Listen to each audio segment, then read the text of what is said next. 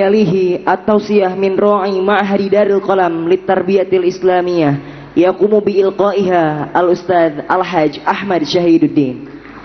Let's hear some advices from the Pondok Pesantren Darul Qalam, Kiai Al-Hajj Ahmad Syahiduddin. We should end with a prayer.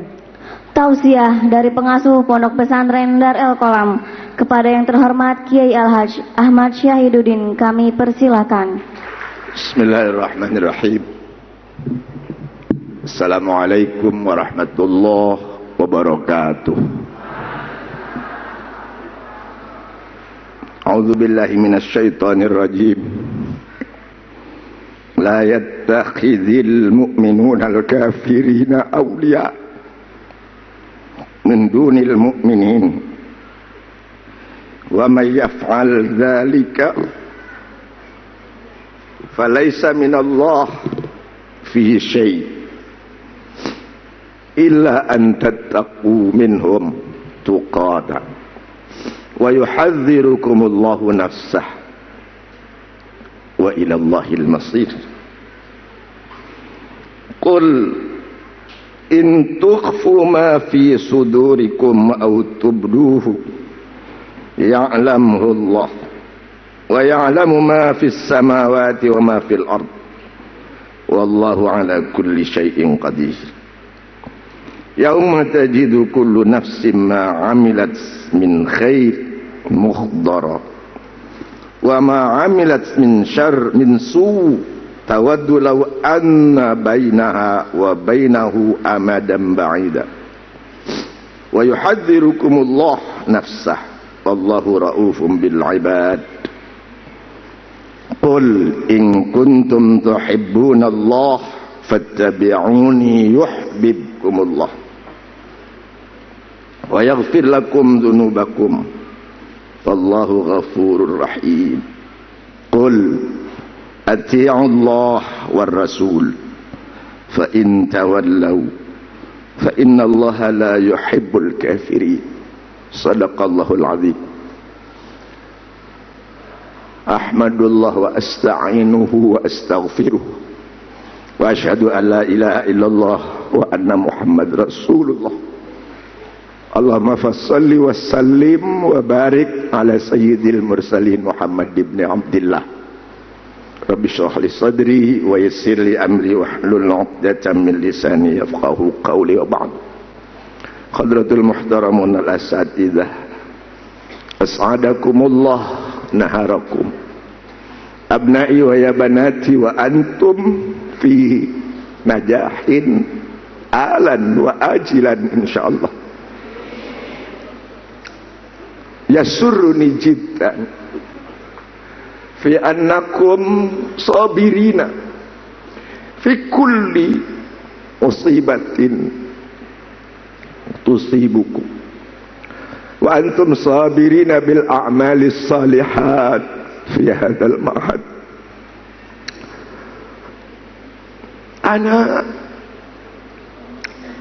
fi sururin jiddan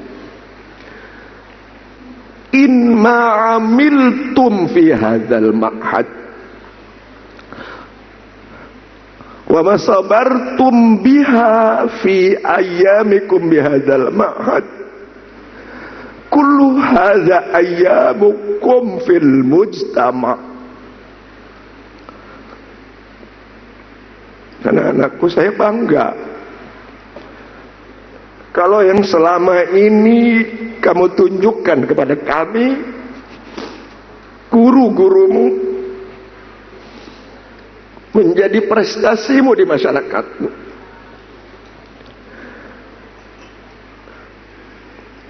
Kami akan senang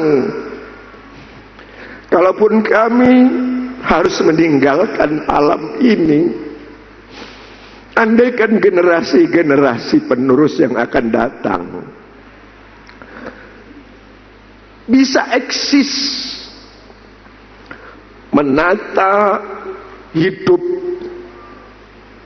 sebab menghadapi tantangan yang luar biasa. Karena itu saya bacakan ayat tadi. La yattakhidhil mu'minuna al-kafirina awliya'a min dunil mu'minin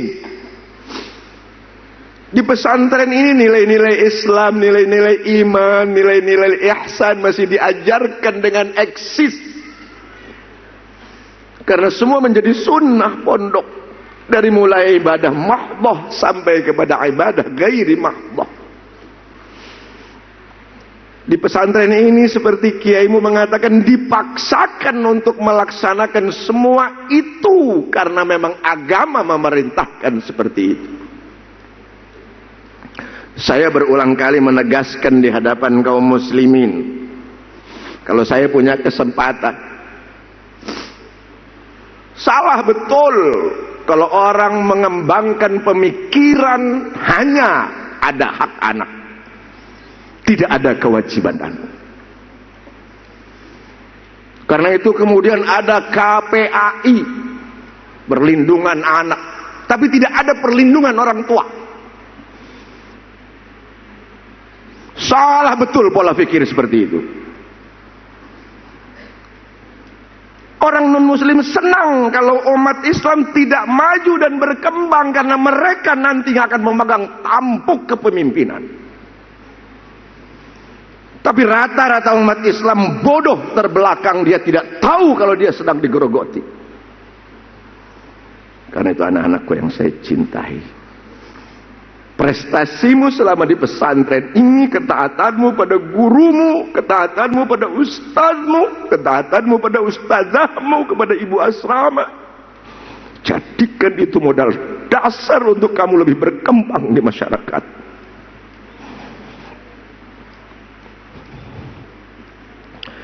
Jangan kamu balas kebanggaan dan kebahagiaan kami ini dengan kecewaan.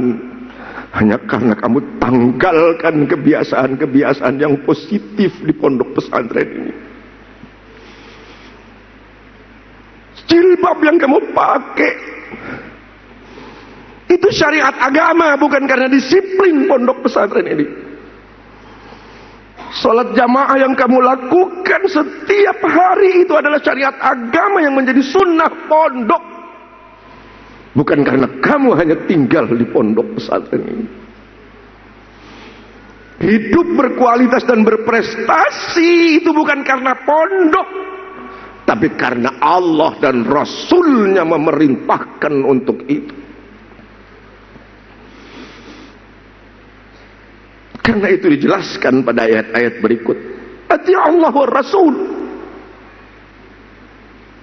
Bahkan begitu banyak ayat-ayat Al-Quran yang tidak perlu penelitian, kebenarannya mutlak, tinggal diamalkan, dicarikan aplikasi yang lebih enak dan nyaman. Sebab Allah tidak akan pernah menyengsarakan hambanya, lebih-lebih kalau hambanya di jalan Allah subhanahu wa ta'ala. Bukankah nak, binatang melata saja dikasih rezeki oleh Allah?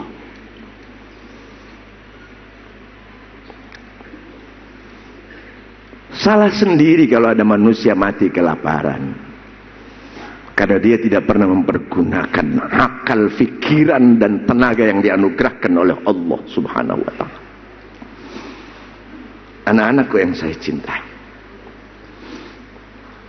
terpampang di sana, khairun nasi ahsanuhum khuluqan wa anfa'uhum linnas. Terpampang tidak jauh dari sini, man arada dunya fa'alaihi bil ilmi wa man arada al akhirah fa'alaihi bil ilm wa man aradahuma fa'alaihi bil ilm. Terpampang juga jauh di sebelah sana, min husni islamil mar'i tarkuhu ma la ya'nih. Termaktub di dalam Al-Quran dan hadis-hadis Nabi besar Muhammad sallallahu alaihi wasallam, ukiran-ukiran, tulisan-tulisan kalamullah dan hadis Rasulullah yang begitu indah memukau. Namun kita umat Islam sebenarnya mestinya menjadi umat yang paling sukses, tapi kenyataan kita justru menjadi umat yang terbelakang. Bapak-bapak dan ibu-ibu, itulah sebabnya saya buka program Excellent ini. Saya tidak ingin umat Islam statis, dari situ ke situ menapak, tidak pernah bisa mengembang, tidak pernah bisa berkembang, tidak pernah bisa maju, tidak pernah mau menatap masa depan. Bukankah pada zaman Rasulullah dulu sampai sahabat, Islam sampai pernah menginjakkan kaki pada titik kulminasi yang luar biasa pada abad ke-7. Sehingga seluruh ilmu-ilmu yang sekarang dikembangkan dunia barat dan Eropa sebenarnya bermula dari umat Islam. Tapi umat Islam sendiri yang memilah-milah ilmu itu. Siapa yang melahirkan ilmu agama? Siapa yang melahirkan istilah ilmu umum? Umat Islam sendiri yang memilah-milah ilmu agama itu. Akhirnya umat Islam kemudian terlena dengan ilmu agama. Itu pun dalam tanda petik. Lupa bahwa ilmu yang lain juga adalah ilmu Allah Subhanahu wa ta'ala. Ujung-ujungnya umat Islam hanya bisa sholat, sholat pun belum tentu sempurna. Ujung-ujungnya umat Islam hanya bisa zakat, zakat pun minimal. Ujung-ujungnya umat Islam hanya bisa puasa, puasa pun seadanya. Tapi dari sisi dunia yang menjadi lahan kehidupan dilupakan oleh umat Islam. Siapa yang menciptakan ilmu falak? Siapa yang menciptakan ilmu matematik kalau sekarang dulu ilmu hisab? Siapa yang menciptakan aljabar sekarang bahagian daripada matematik? Orang-orang Islam. Mana mungkin kita bisa menentukan arah kiblat kalau kita tidak mengerti ilmunya? Mana mungkin kita bisa menentukan awal waktu sholat kalau kita juga tidak mengerti ilmunya? Mana mungkin kita bisa membagi warisan dengan sempurna kalau kita juga nggak ngerti ilmunya? Bukankah itu ada di dalam Al-Quran? Yusikumullahu fi auladikum lidzakari mithlu hazzil unsayain, dan seterusnya. Ada di dalam Al-Quran.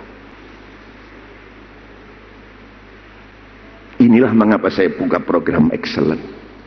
Saya pengen anak-anak ini bukan hanya mengerti ilmu dalam tanda petik yang membicarakan tentang ubudiyah, tapi kamu juga harus faham ilmu yang membicarakan tentang muamalat. Kamu juga harus mengerti ilmu tentang munakahat. Kita semua harus faham tentang jinayat. Bahkan kita juga harus membentengi kehidupan berkeluarga ini dengan mawaris. Karena itu adalah ilmu dari Allah Subhanahu wa ta'ala yang dikembangkan oleh para ulama salaf dahulu. Nabi Muhammad dulu dicibirkan, dimusuhin, dilemparin ketika hijrah ke Taif sampai bercucuran darah. Setiap perjuangan akan mengalami seperti itu. Bukankah kau pun juga meneteskan air mata ketika diantarkan oleh kedua orang tuamu ke pondok pesantren ini? Bukankah kau juga pada saat itu ada penyesalan yang luar biasa karena temannya tidak pergi ke sini, kamu harus tinggal di pesantren, tinggal dengan teman-temanmu tanpa televisi, tanpa handphone, tanpa alat-alat yang ada semua dalam kehidupanmu di rumahmu. Untung bukan orang lain yang mencibirkan kamu, perasaanmu yang mencibirkan kamu. Untung bukan orang lain yang menghinamu, tapi nafsumu yang menghina kamu pada saat itu. Lalu kamu menang. Akhirnya kamu bisa menginjakkan kaki di garis finish hari ini. Bayangkan ketika kamu datang awal ke pondok pesantren ini, apa yang kamu bisa? Bayangkan ketika kamu menginjakkan kaki di asrama putri ini, apa yang kamu mampu? Dengan tegap, lantang, di hadapan ribuan orang, di hadapan ustadz-ustadzmu, kamu bisa berpidato dengan lancar. Bagus.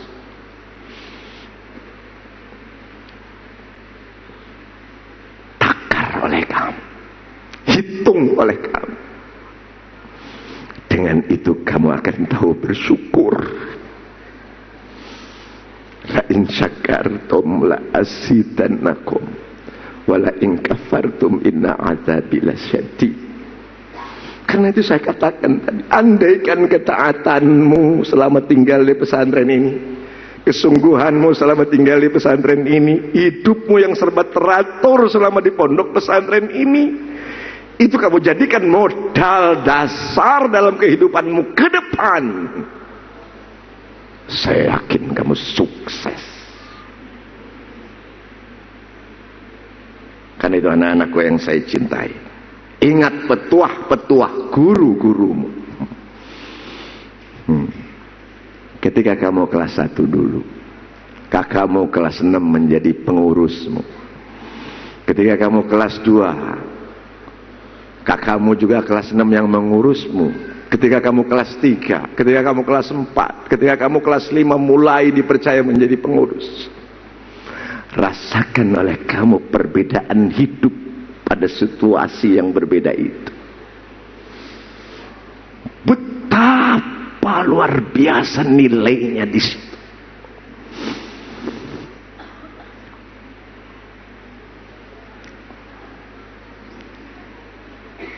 Semudah itukah kalian akan melupakan hidup di pesantren ini? Segampang itukah kalian akan membuang kebiasaan-kebiasaan kamu yang baik di pesantren ini?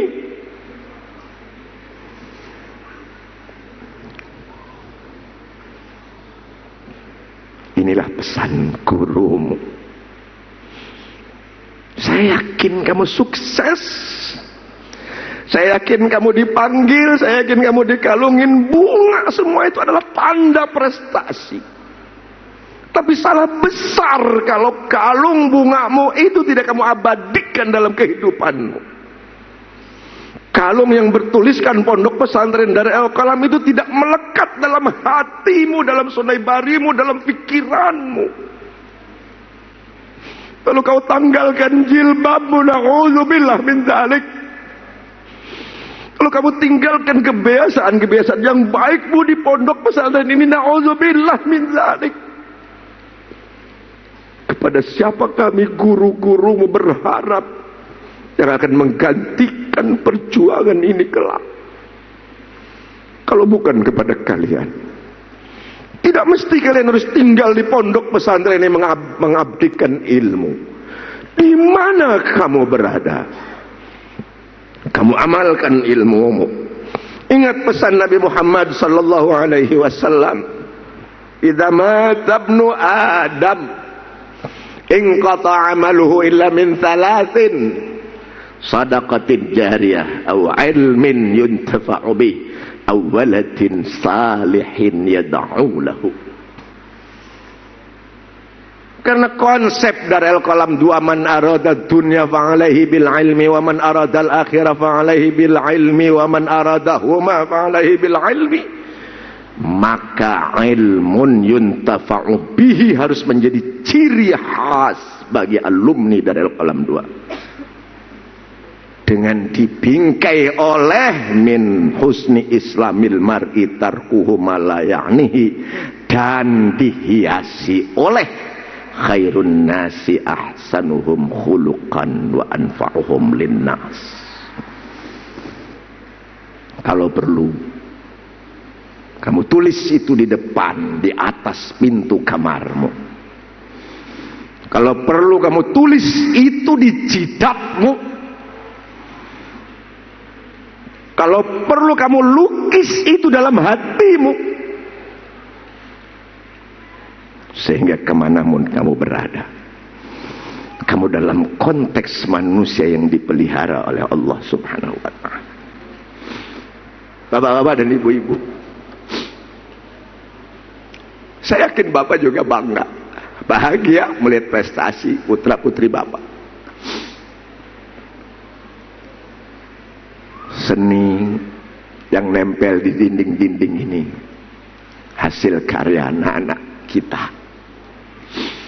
Hiasan hasil kerja mereka.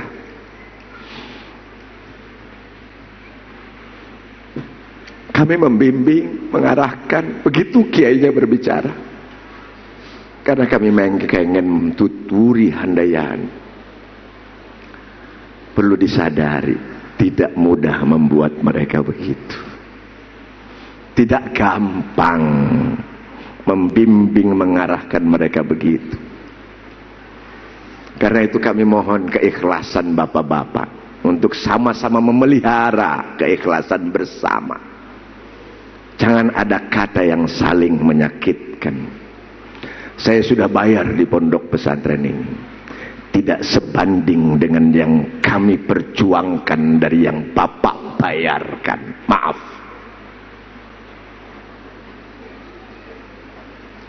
Pesantren dengan program excellent class, program unggulan. Tinggal selama 24 jam.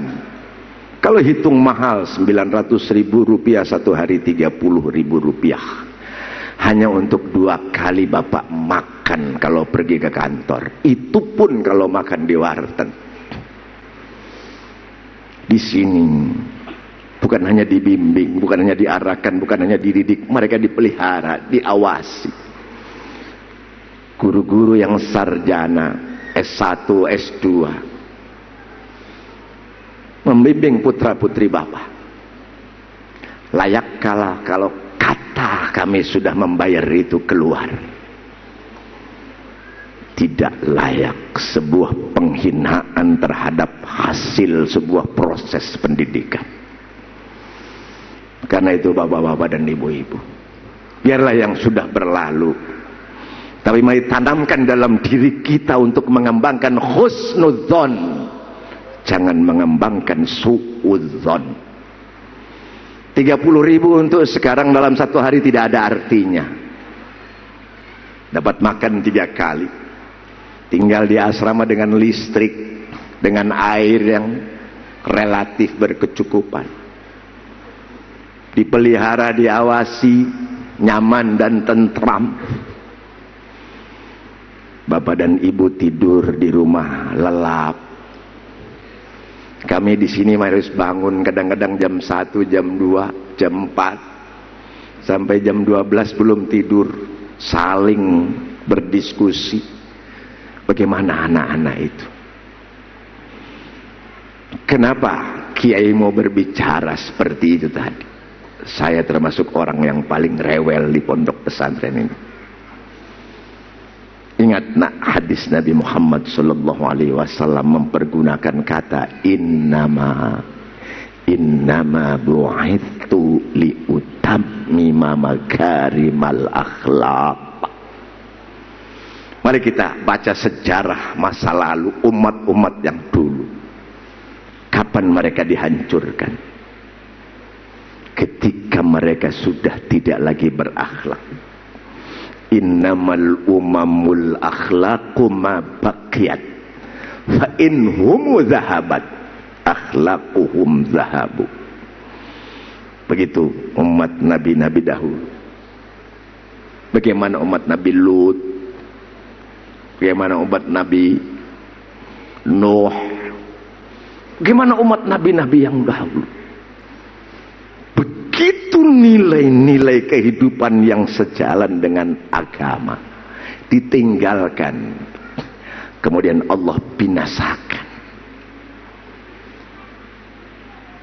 Lalu umat Muhammad, mengapa Allah tidak binasakan?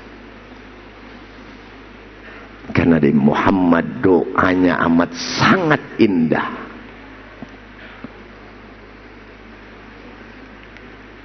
Apa beliau berdoa? Ya Allah, berikanlah mereka hidayah karena mereka itu tidak tahu. Allahumma hdi qaumi fa innahum la ya'lamun. Apa itu artinya, nak? Tadi itu innama bu'istu liutammima makarimal akhlaq. Wa atbi'is sayyi'atal hasanah tamhuha wa khaliqin nasa bi khuluqin hasanin. Sampai tegas di dalam Al-Quran, wa in jahadaka ala an tusyrika bima laisa laka bihi ilm, sebatas fala tuti'huma, tapi belakangnya kamu baca wa sahibhuma fid dunya ma'rufa. Tuh. Jadi karena itu anak-anakku yang saya cintai, Indonesia yang dulu terkenal dengan kesopanan, kasih sayang, lemah lembut, kini menjadi Indonesia yang penuh dengan kegarangan, tawuran, persaingan yang tidak sehat, saling membunuh satu sama lain karakternya. Kalau saya boleh berbicara politik sedikit kaitannya dengan hukum, tidak mungkin yang namanya Jenderal Susno Duaji melawan kalau dia tidak merasa dizolimi. Gak mungkin, gak mungkin. Kalau saya boleh berbicara politik, kenapa? Karena tadi dipilah-pilah. Kan itu kalau di pondok pesantren ini dibuat hukum itu sama, lemari sama, kasur lama, kemudian ranjang sama, masuk kelas sama, sebenarnya itu adalah nilai ukhuwah Islamiyah supaya yang mampu merasakan sesuatu yang orang lain tidak bisa. Tuh. Dulu ketika kita bebaskan yang kaya bawa tempat tidur dari kayu jati, bawa lemari dari kayu jati, yang tidak punya cuma membawa tas yang sudah lapuk. Dulu seperti itu. Apa yang terjadi? Persaingan yang tidak bagus, karena tidak ada orang tua yang tidak sayang sama anaknya. Lebih-lebih ketika anaknya datang dan mau di pondok pesantren, apapun dia korbankan. Saya pernah cerita, ada seorang wali santri yang naik motor jauh, yang dia bawa laptop. Harga motor dengan laptopnya hampir sama. Begitu orang tua kepada anak. Nah, pantaskah kau memandang mereka dengan sebelah mata? Pantaskah kamu tidak taat sama mereka? Dasi yang menghiasi lehermu, sepatu yang membuat kamu berdiri nyaman, kerudung dan bajumu yang membuat kamu terhindar dari azab siksa neraka, yang kamu pakai hari ini itu dapat siapa?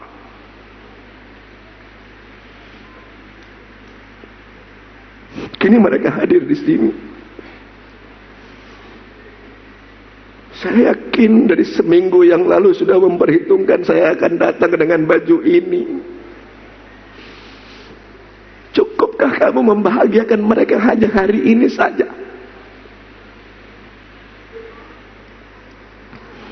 Pantaskah kamu memberikan kebahagiaan itu hanya hari ini saja kepada mereka?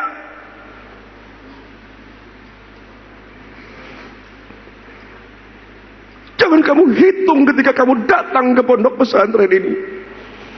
Dari sejak kamu dilahirkan oleh ibumu, ditimang-timang oleh bapakmu, sampai kamu hari ini masih tetap dalam genggaman mereka. Kalau usiamu 15 tahun itu artinya 15 tahun kamu seperti itu. Pantaskah kamu membahagiakan orang tuamu hanya hari ini saja?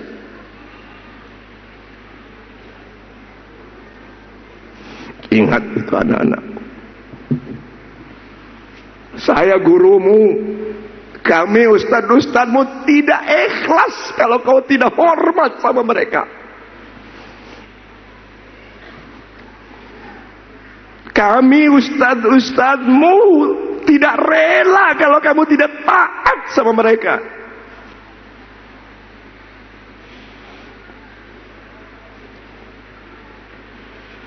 Jelas Qur'annya, wa wassaynal insana biwalidayhi hamalathu ummuhu wahnan ala wahn wa fisaluhu fi amain an ishkur li wa liwalidayki ilayal masir.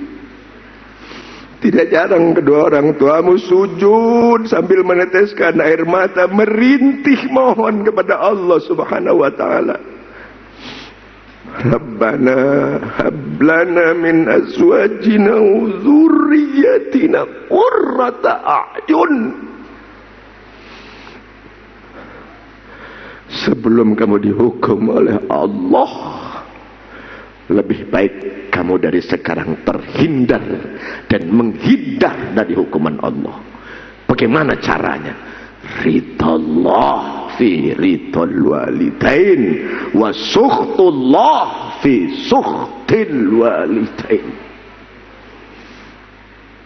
Anak-anakku yang saya cintai, bapak-bapak dan ibu-ibu, kalau bilang puas mendidik mereka, belum.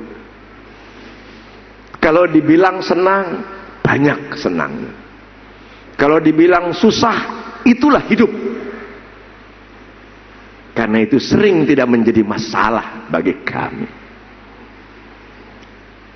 Tetapi ada yang menjadi masalah bagi kami. Ada yang menjadi kekhawatiran bagi kami. Di sini kami bisa melihat mereka. Di sini kami bisa membimbing mereka, di sini kami bisa menegur mereka, di sini kami bahkan bisa menghukum mereka, sehingga seperti inilah mereka itu. Tapi setelah mereka pulang ke rumah,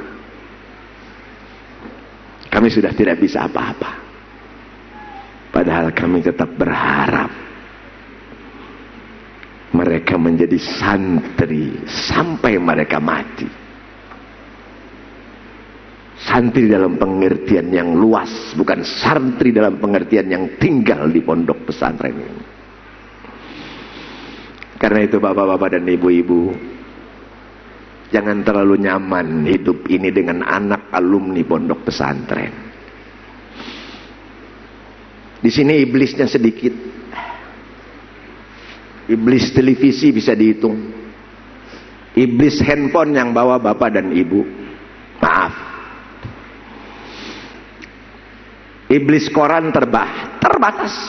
Tapi begitu dia sampai ke rumah, kerumunan iblis itu datang semua.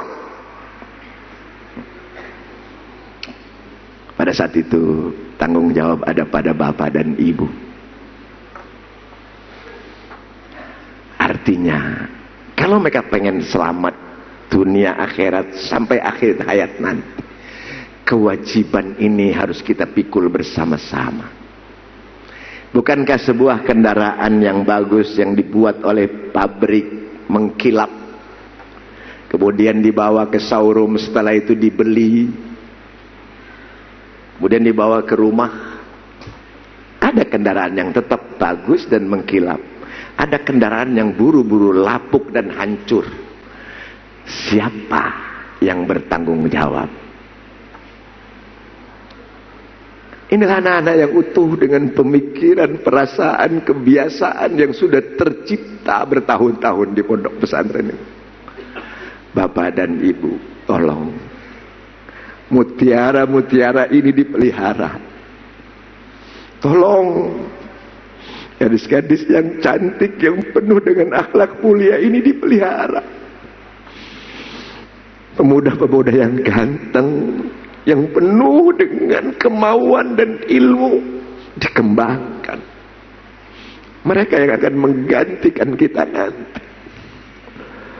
Kalau kemudian kita terlalu sibuk dengan urusan kantor atau dagang, kita tidak pernah memperhatikan anak-anak kita.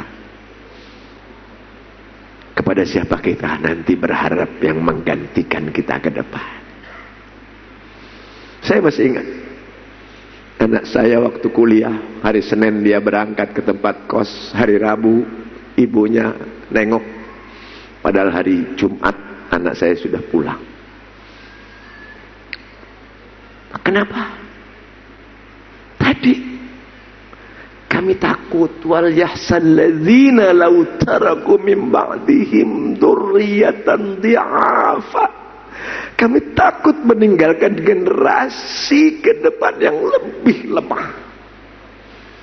Nah, Ustadzmu sering cerita, saya ini masuk pondok pesantren nggak bisa bahasa Indonesia, masih pakai celana pendek, belum beralaskan sepatu, tidak ada disiplin dan fasilitas yang seperti sekarang ini, semua serba terbatas.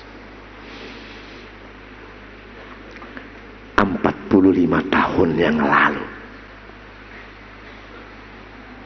saya dianugerahi umur oleh Allah. 45 tahun yang lalu seperti itu. Tapi sekarang setelah 45 tahun, dulu orang ke Gintung bawa motor, sekampung keluar semua pengen tahu motor kayak apa. Sekarang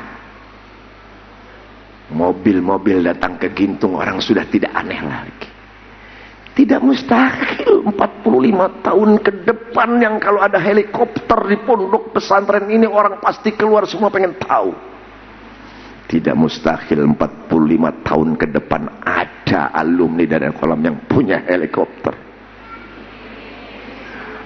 Tidak mustahil.